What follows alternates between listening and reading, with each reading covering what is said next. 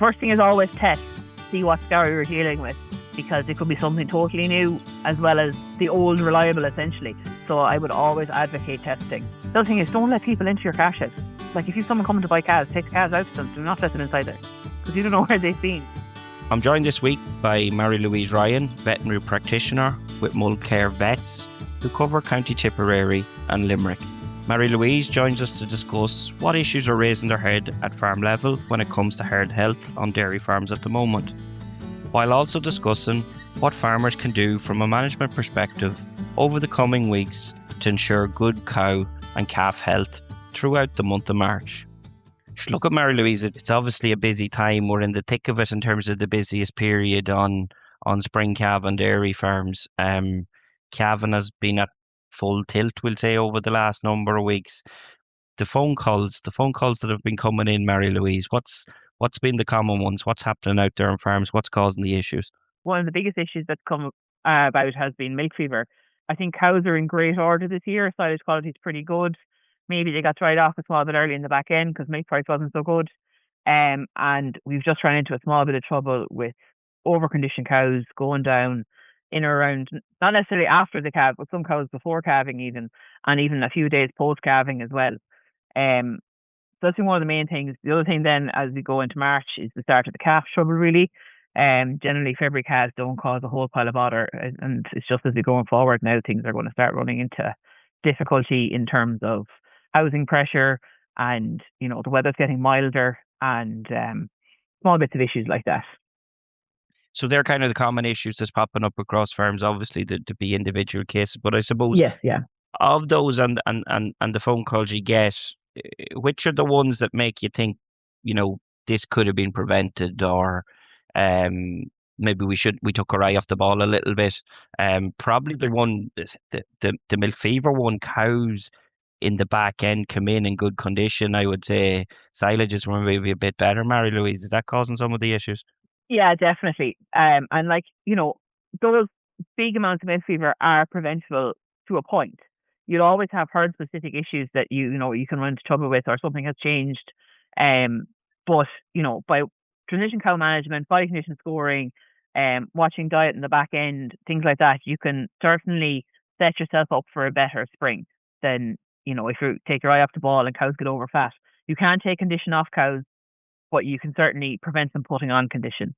So, and things like silage testing, silage analysis, knowing how high the K is in that silage, it's all beneficial in terms of preventing spring problems. So two things maybe. The cow that's down with milk fever, I suppose. Firstly, what's the immediate response there from a farmer's perspective? I suppose the first thing is to make sure that, if she's in distress, if she's lying out flat, she's sweating, that's a vet job immediately. You can't just chance giving her calcium under the skin or giving her boluses. She's in distress, she's going to bloat and potentially die within a very short space of time. The cows that are sitting up, they're bright and alert. You can certainly bolus them or give them some oral calcium and give them a bottle or two under the skin to see how they get on. Some of them will need calcium into the vein regardless. So you may need us. But certainly, if you find a cow before milking, she's sitting up, she just can't get up, you can administer calcium to her and see how you get on. And if she's not up by the end of milking, maybe give us a shout. And then we'll say after she does get up, what's the follow-up there? What should happen maybe over the coming hours, the coming days? What's best practice with regard to that cow?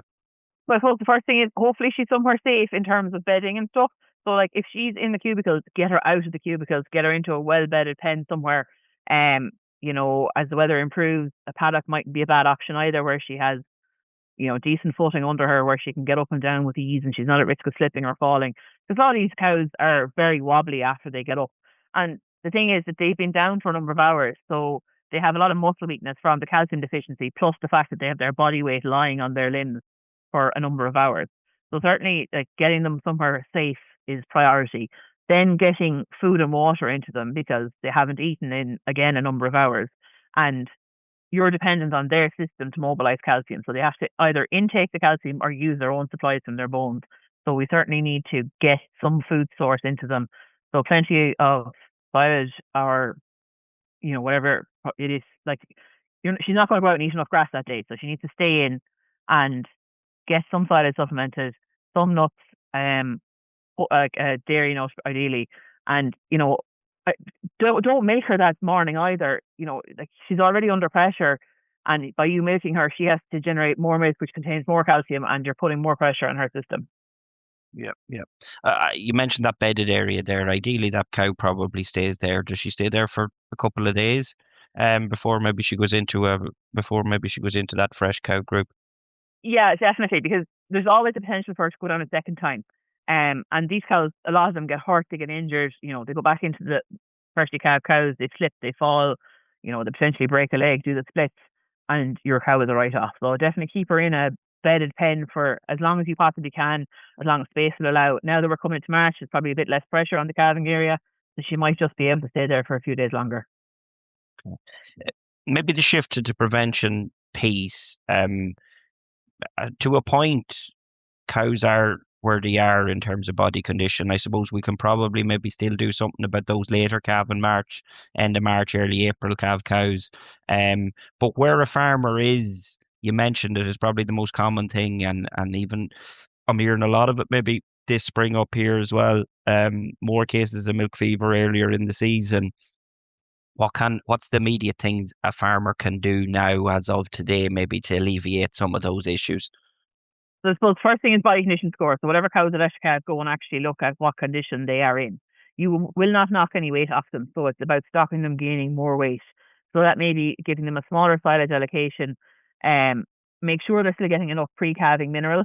If they're not, make sure that you go and calculate weight. Make sure you're giving enough per head. You may have to add something like sweetened CalMag as well to try and get them to up their magnesium. Um, and then after that, it's identify the older cows, the at-risk cows. You may have to supplement them with a calcium bolus at calving and maybe 12 to 15 hours later. Um, you can't change what condition they're in. You can just slow them down gaining condition. They're on their holidays, they're idle, you know, they're eating and doing nothing else, so they will gain condition. So it's just about reducing maybe their allocation without leaving them hungry, because that can actually cause milk fever as well. In that, if they don't intake enough, you're going to run into further trouble. So it's a fine line, but certainly, go through them. Potentially, they are some of your older cows. It might be slightly poorer fertility later calving.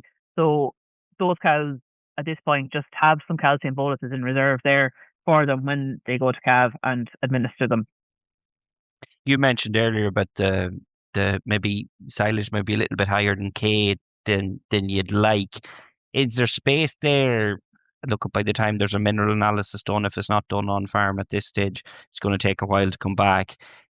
If there's maybe poorer quality bales there or stemmy stuff or hay or something to maybe dilute that down, is that something the farmers could do, Mary Louise? Absolutely. And Or the other that thing you can, close up group, isn't it? It's really that yeah, 10 days to a fortnight 10 pre days to a calving that's fortnight. Exactly. mm, And if there's a bit of straw there, not every yard is a diet feeder, so it can be quite hard to get cows to eat straw. So yeah, maybe alternate between hay or semi bales and that kind of thing, or silage that came off ground that hasn't got a lot of slurry. That's the fundamental. And unfortunately, silage tends to come off the driest ground, which tends to get the most slurry in the place. So maybe look at a few bales that came off paddocks or something like that you could supplement those cows with. we spoke there about milk fever, and obviously it's part of that whole transition cow piece. But maybe to come back to that, um, talking about those fresh cows, maybe when you walk into a yard, Mary Louise, what maybe tells you quickly whether transition cow management is working well or isn't working well at individual farm level? I suppose the first thing is the number of cows in the crush. Typically you get called to a sick cow, but there might be 4 or 5 cows there that have held cleanings or something like that. And cows holding cleanings, that's fine. 4% or less is acceptable. It happens. Cows with twins, cows with difficult calvings don't necessarily clean. But if you start running over 4%, 6%, there's an issue there. And it is back to the transition cow period, and be it subclinical milk fever or another deficiency that's going on in the background. But certainly, yeah, the number of cows standing in the crush waiting for you, the while you're here jobs, essentially, that are add-ons, like, Mm. and then number of milk fever calls you have, and you will again have certain issues where things aren't working to plan. I had one instance where water minerals had being switched from one company to another, and they weren't quite on the same level as they used to be on. And with a bit of testing and stuff, we tweaked it around, and off we went again. It was grand. Um, but So what's the common pitfalls there with these freshly calved cows? What are you seeing on farm that causes the issues, we'll say, that could be rectified? One of them you mentioned there's obviously minerals, and you said it earlier in terms of making sure they're obviously getting good quality mineral and yeah, good enough of quality it. mineral and enough of it, exactly. And I suppose, it's a calculation you have to keep doing in your head as as cows start calving, the number inside the shed changes all the time, and groups are being changed and moved around and things. So you need to constantly keep on top of that. That it's not a set amount that goes out every day. It is constantly changing. Um, the next thing then is feed availability, feed space. Um, you know, I suppose now the pressure isn't as much inside the calving area, but making sure that those cows that are out to calve have enough to eat in the days before and the day of calving. Um, because if they run into trouble in terms of, they get milk fever or they subclinical milk fever and they don't eat enough, you're certainly going to end up with further repercussions, be it you have a displaced abomasum or, you know, something else, ketosis or fatty liver or anything else that happens after that. Um, so enough feed space, enough good quality feed stuff are really important, and availability of fresh water as well. A lot of calving pens are quite small drinkers, and there can be quite a few cows in the calving pen on a day. So not every cow probably has free access to water, which is something that is very, very important. Mm. Do you like to see farmers running a fresh mob or such, or a colostrum mob, or what's your thoughts on that? Because we'll say probably farmers maybe are a little bit more aware about that, and we're seeing more of them on farm where these fresh cows are kept together. Yeah, absolutely. Like having a fresh mob is so, so important. And even now, as we're getting out to grass and things like that, it's even more important that those freshly calved cows are kept away from grass for a few days. Calving is a stressful event. They suddenly have a whole pile of space in their abdomen where a calf was. They possibly have subclinical milk fever. They're not eating enough, and you're asking them to walk out and eat 6 kilos of dry matter of grass twice a day plus concentrates, which they were not getting any of the day they calved.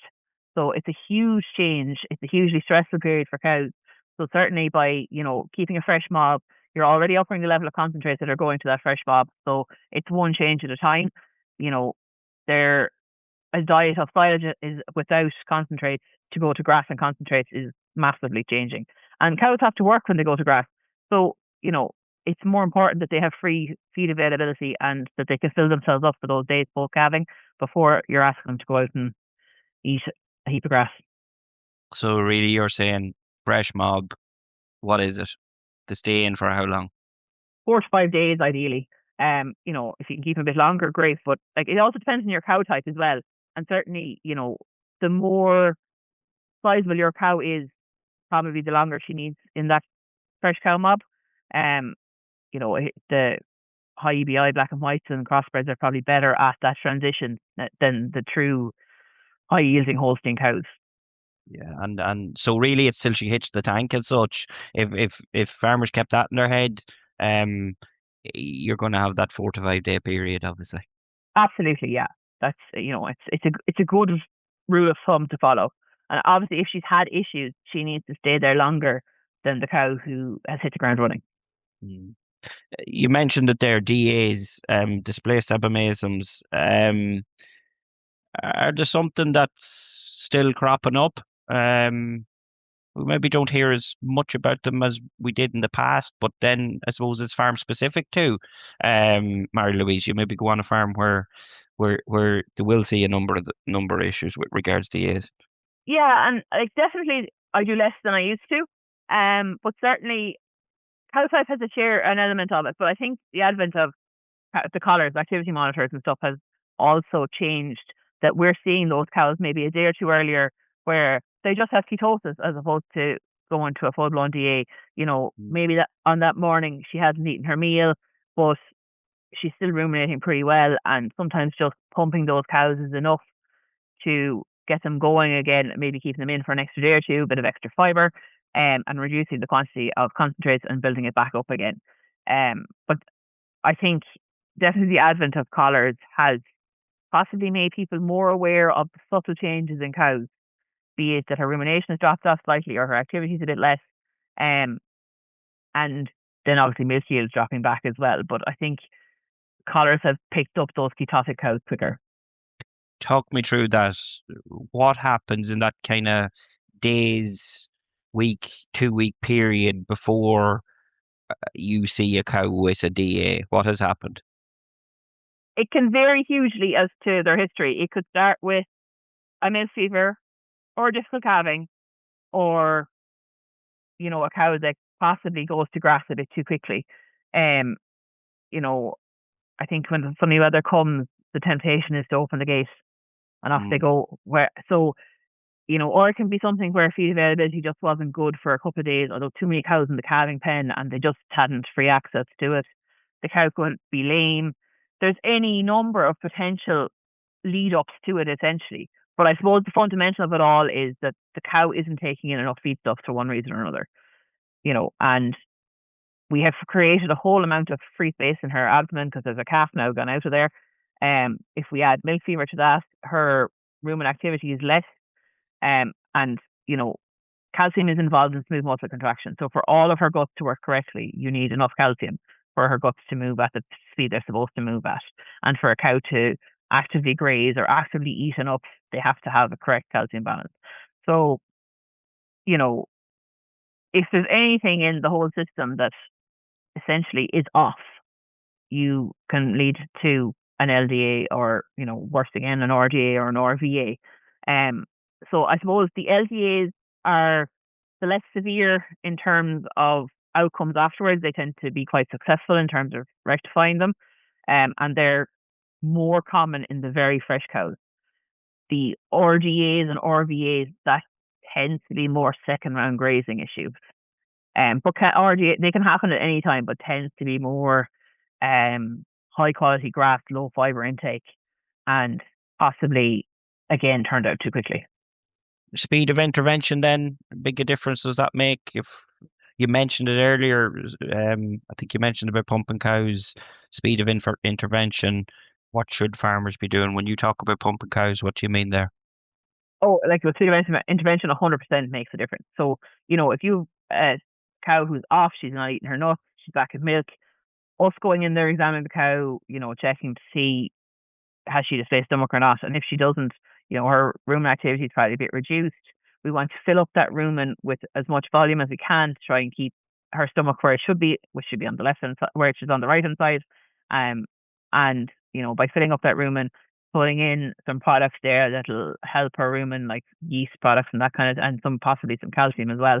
And you obviously want to keep her eating. So you're promoting rumen activity, you're promoting eating, and trying to keep her. And the other thing is that you want to supplement something like propylene glycol to increase her energy.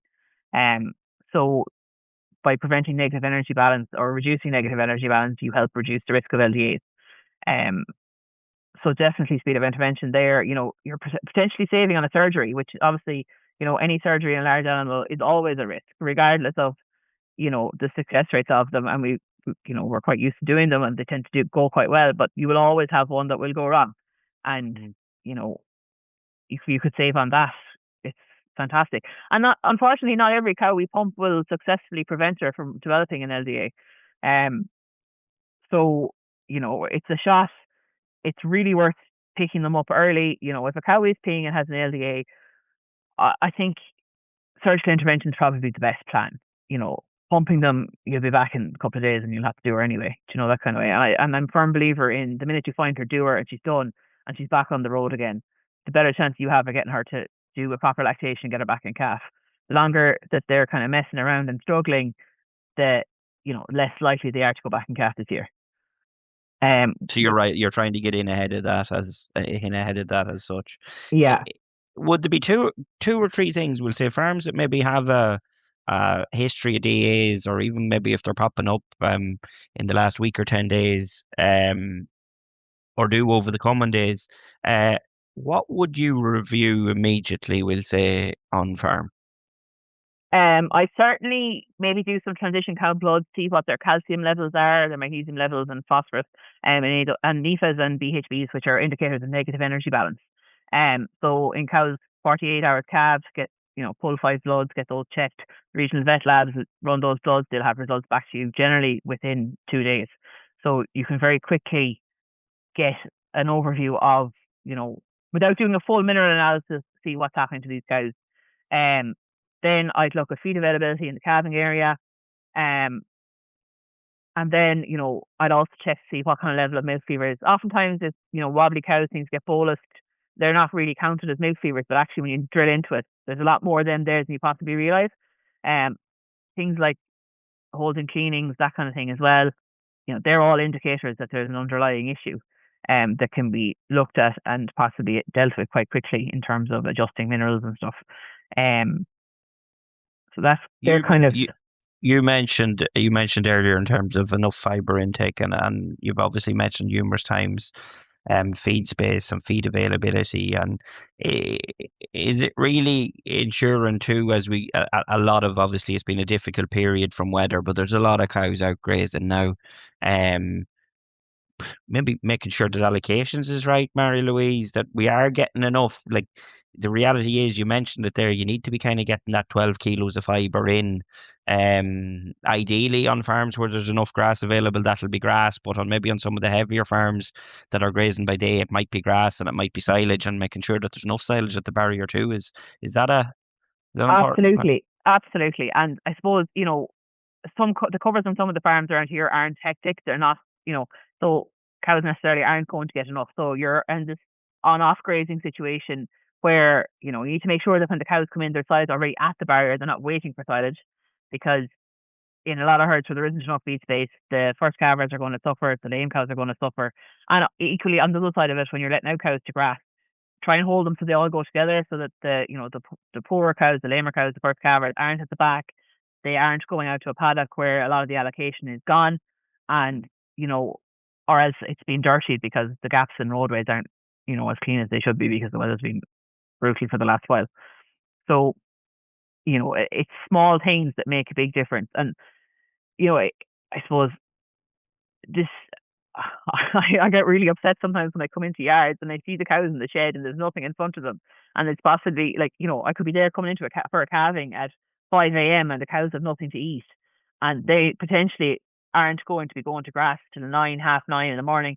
And how long have they had nothing to eat before that? So there's a fine line between having cows ready to go and eat grass and actively eat their allocation, and not going out and lying down and having them too hungry. Yeah, yeah, And and it's that balance, isn't it? Obviously, yeah, you want them to go out and to go grazing, but as you say, um, you don't want to see a situation, as what you're saying to me, where um the cows have run out of silage at 2 or 3 o'clock in the morning, and they're not hitting the paddock maybe till 9 or 10 the next morning. yeah, and like I fully get that it's a fine line, but you know, we have to think that these cows, you know, through calving and everything, their dry matter intake isn't actually probably enough to actually meet their energy requirements in the first place. And if you go back to this phrase of milking off their backs, that's what they're doing regardless. So like a cow with freshly calving is only really going to eat 13 to 14 kilos of dry matter, you know, whereas, a peak she's eating 19, 20, and those bigger cows are eating 20, 21, 22 kilos of dry matter. So that is a lot of feed stuff. And, we need to try and make sure they get as much as they possibly can, because an underfed cow is going to be a sick cow, be it that she gets mastitis, pneumonia, metritis after she calves, or she gets a DA, something's going to happen if cows are underfed. Very good. Coming on to calves, March is always the scary month when it comes to calves and calf rearing, isn't it? It's Absolutely. kind of, as you head towards Paddy's Day, you just Yeah. want to get out of the month of March type of thing. And it's a busy month. I know maybe a good chunk of the calving has happened, but there's a lot of calves on farm. There'll be a lot of field work going on now over the coming days, given the fact the way the weather was. Um, Talk to me about calves. You mentioned it at the start. The do's and the don'ts. What's the biggest issues as we head into the month of March? Well, I suppose the first thing that has cropped up in the last few days is calf sheds are suddenly getting quite warm, and then we've had some frosty nights as well. So I love having a max min thermometer inside in the calf shed, because it tells you exactly what's happened on that day, and have it at where the calves are lying, not at the very front of the house where you walk in. So, I had one shed where there was a 14-degree swing from, first thing in the morning to the middle of the day. And how we work around that and account for that is really, really difficult. You're talking about like sheds are now getting, if they're purpose built sheds, they're often quite high. Calves don't generate enough heat to make air move upwards with the stack effect. So you're talking about introducing a ventilation. That ventilation then can make them too cold. Um, so, it's calves are a minefield. And in no two Is that a yards, stock and density issue as well, Mary Louise? Is it? yeah, it It can just didn't be. get to the mark last week, and there's an extra few calves in there, and Yeah, and the beds are getting wet, and you walk in the door and you can smell ammonia sometimes, and particularly around automatic feeders, there's a lot of moisture, and it's really important to have the bedding pushed well back from where the calves lighter around the feeder, and that you're frequently cleaning it. But not, I don't necessarily think you should wash it because sometimes the introduction of water to calf sheds can be an absolute disaster because you're essentially vaporizing and aerosolizing any bugs and bacteria that are knocking around that area. And, if you have a lot of calves in the shed, and possibly too many calves in the pen and the whole place is a bit wet and calves have got a fully dry bed underneath them, you can certainly set things on fire somewhat and cause trouble. you mentioned it there. You kind of have your few checkpoints when you walk into a shed. You've them covered off there. You know whether there's going to be issues or maybe where it's an isolated case with an individual calf type of thing. Um, I always think, there's a lot of energy as you head into calf and Mary Louise. The new equipment's bought. Everyone knows their job. We know what we're doing. We're excited somewhat in terms of to get going. We're probably at this stage 4, 5, 6 weeks into calving on farms. Um, it's tough. It's tiring. It's what things I suppose do we need to be maybe checking that we're still doing the right things because I suppose it's those things that are going to prevent maybe the issues going forward. Yeah, like I suppose start at the basics, check colostrum quality. Refractometers, they're cheap, they're cheerful, and they're really effective. You want your colostrum to be over 22 on the refractometer, but ideally, like, your Frisian heifer should be getting 25. But at this stage, hopefully most of them are born. So, and we're down to the beef calf. So definitely it's the first place to start, and it's my first kind of troubleshoot is to have a look at colostrum quality. And then, I start going through the basics of quantity and quality, and cleanliness as well. Because I suppose as you get more tired, maybe we're not putting in as much effort in cleaning things. There's too much going on. You're trying to get cows out, and you're just possibly rushing through the cab.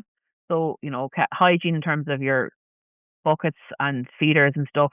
Um, you can start running into issues with bloat and stuff as well at this time of the year because of bacterial buildup. So, check the teeth, make sure there isn't a scum inside in them, that the milk isn't literally passing straight through them, that the calf actually has to actively suck to get the milk out of them. And then, it's starting to look at things like ventilation and bedding and actually go back into the calf pens and just kneel down inside them and look at your knees, are they wet or not? They're really quick, simple things just to see, are we actually on top of this or not?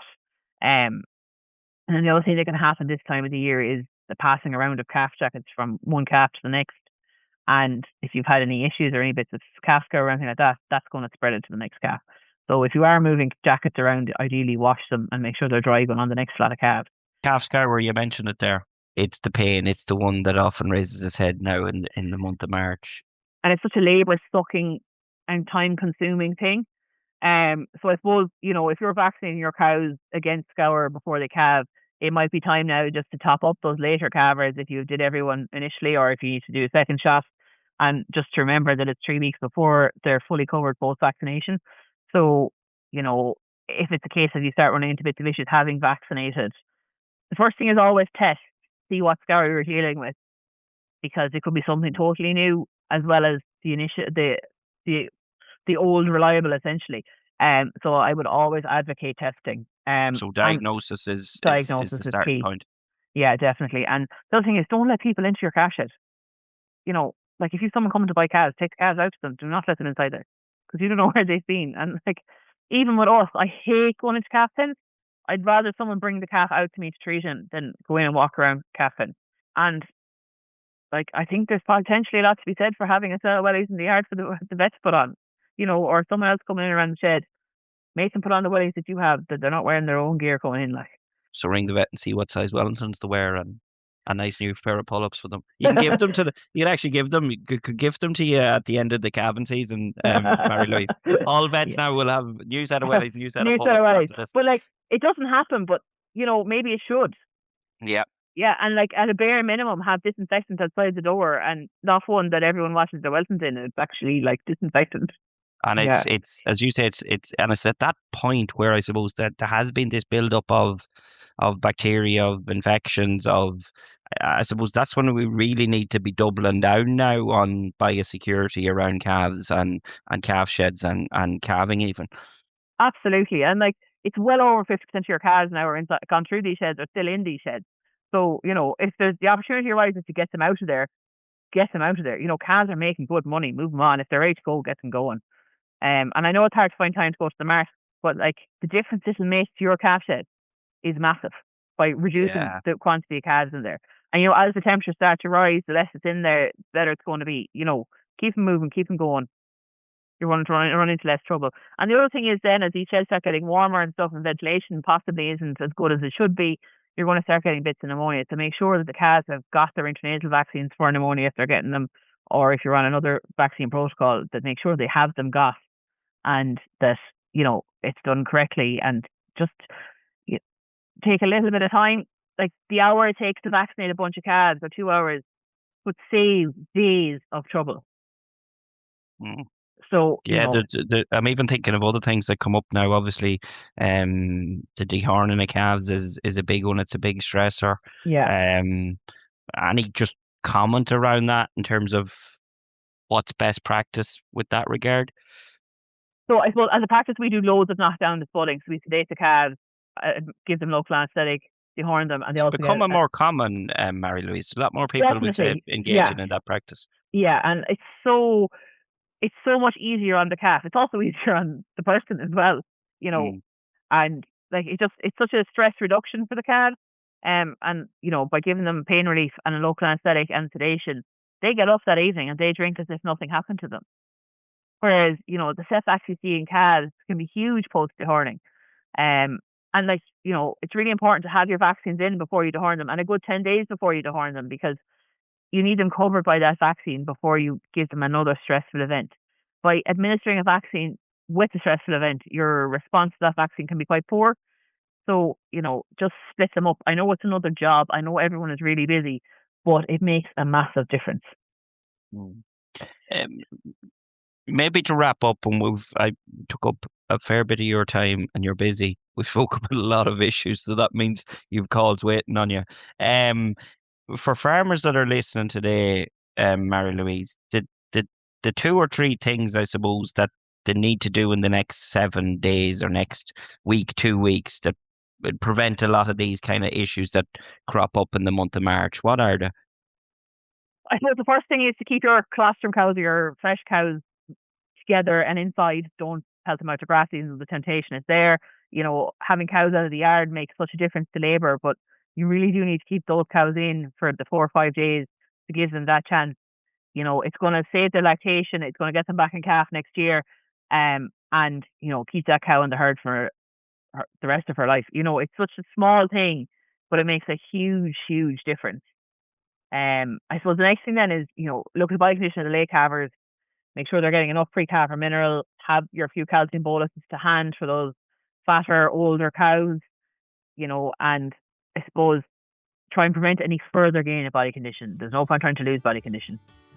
And then I think, it's to look at your calves, top up your scar vaccinations in those cows that possibly got vaccinated back in January and are going to run out of cover shortly, and make sure your calves are vaccinated against pneumonia before any major stressful events. I think is the main things you could do this week. Very good. Thanks a million, Mary Louise. Look, folks, that's it for this week's episode of the Dairy Edge podcast. My thanks to Mary Louise Ryan for joining me on this week's show. Don't forget to rate, review and subscribe to the podcast. You can listen on Apple, Spotify or wherever you get your podcasts. And for more information, go to the Teagasc website at teagasc.ie.